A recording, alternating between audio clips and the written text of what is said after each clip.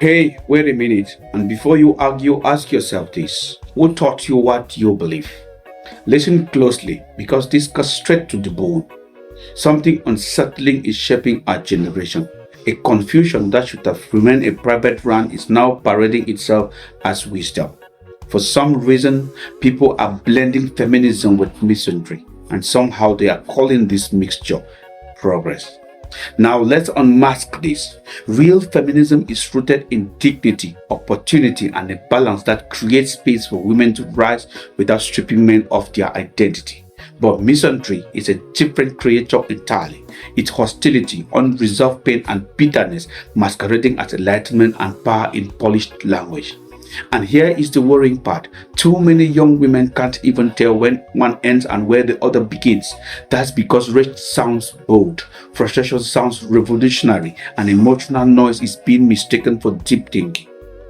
Ask yourself, how does a nation grow when partnership becomes enemy? Think with me. How can society advance if girls are taught to distrust companionship and boys are conditioned to believe they are an inconvenience? What future are we shaping when our families, the spine of African strength, becomes casualties of borrowed ideology? This confusion is not a harmless trend. It's rewiring how a whole generation thinks. It's turning relationships into war zones, conversations into traps, and preparing young people to fight enemies that don't even exist.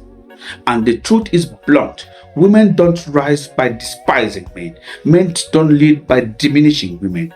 Both rise by understanding purpose, respecting difference, and building something that outlives ego.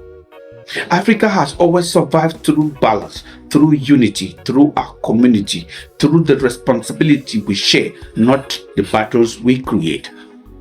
That harmony is why the world still sees Africa as resilient, but when imported hostility becomes entertainment, our foundation begins to shake.